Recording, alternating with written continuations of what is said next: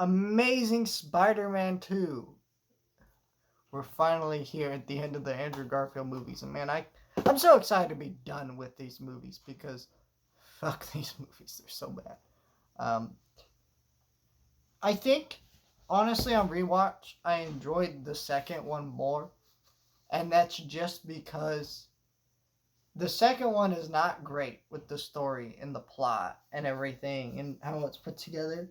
But the worst aspects of this movie are laughably bad, but the actual Spider-Man isms are so much better in this movie. It felt like Sony had really gotten a handle on how to make Spider-Man work.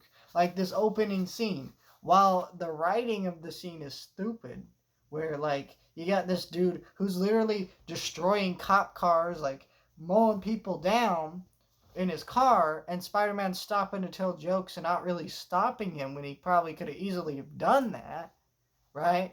In that scene. But like when you talk about how the movie opens and he's swinging down and he feels like he's actually jumping for something really high. The new suit in this movie looks amazing, and just and that kind of jokiness of Spider-Man. While it doesn't work for the context of what's happening in the scene, if they had picked a better opening scene, that whole banter would have worked really well. It's not Vincent D'Onofrio. It's the guy that plays Kingpin. Uh, I forget the guy who plays Rhino. He's really bad in this movie, just awful. Hopefully, who they pick to be Craven, or who they pick to be Rhino and Craven, is something better. But that's really bad in this movie.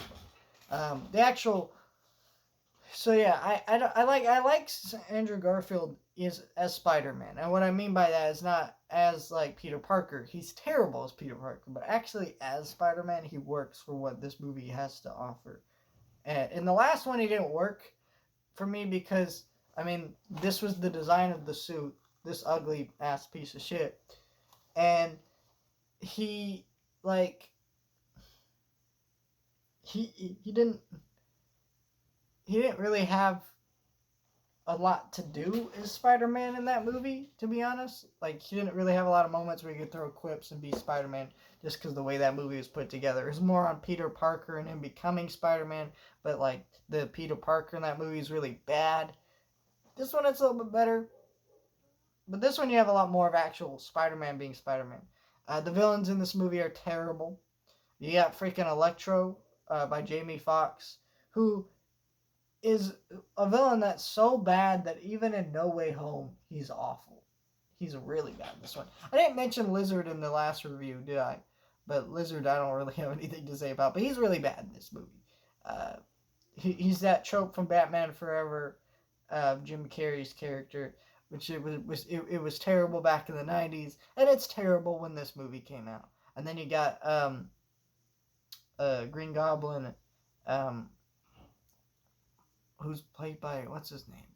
Damn, I always forget this guy's name.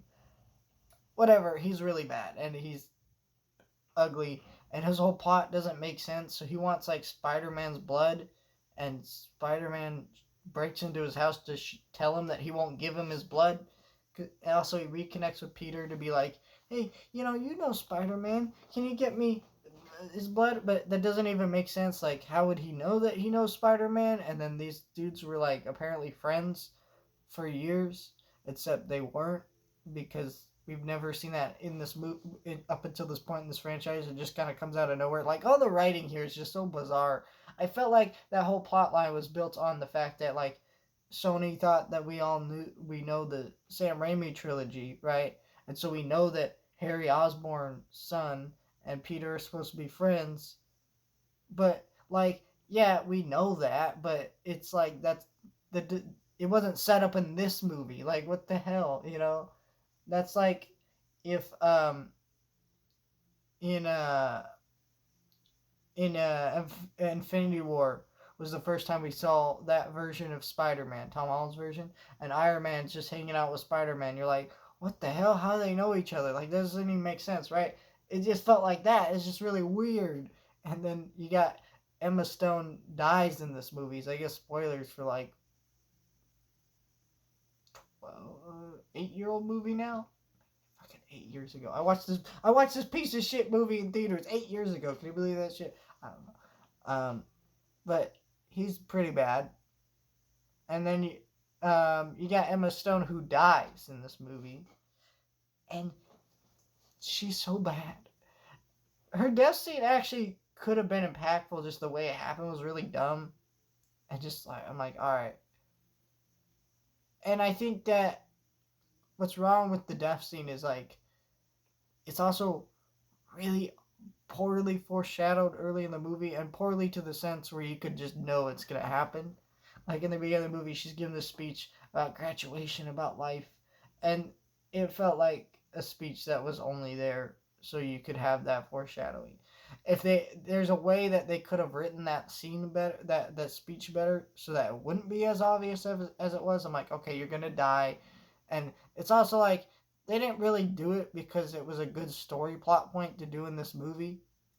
Because in the first, because it's like they clearly did it because it was a thing in the comic books, and I've heard stories about what they were gonna do with the Amazing Spider-Man 3, and that actually sounds interesting and all, but I don't think it was put in this movie to be an interesting plot point. Maybe they could have expanded upon it, made it interesting for other movies, but it just did not work out. This movie is bad, and I really hate that because of No Way Home, people want to defend these Andrew Garfield movies. There are no defending these movies. They're not good movies. I'm sorry. You know, no matter what you think of Andrew Garfield in the part, whatever, they're fun movies for what they are and what they have to offer. But like the reality wise, they're just meh. And I'm just not a fan of this shit. And I'm tired of people defending these movies. So I'm glad I get to finally rip these movies a new asshole because they're fucking terrible. Nobody should talk about these movies, but we still debate whether they're good for some reason.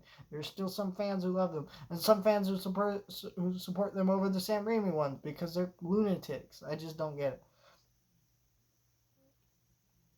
Like, people can have their opinions or whatever, but like the reality wise is like once you understand that Sony rebooted Spider-Man after this, that should tell you what's wrong with this movie, right? In the same way, nobody defends Spider-Man 3 that much because like we know that they stopped making Spider-Man movies after Spider-Man 3 and then rebooted. You know, once some of things, you know, like it'd be like if people after Batman Begins came out and then you got all these people who are like, actually, you know, Batman and Robin wasn't that bad. Like, no, this is Batman and Robin levels of bad. Like, let's stop defending this shit.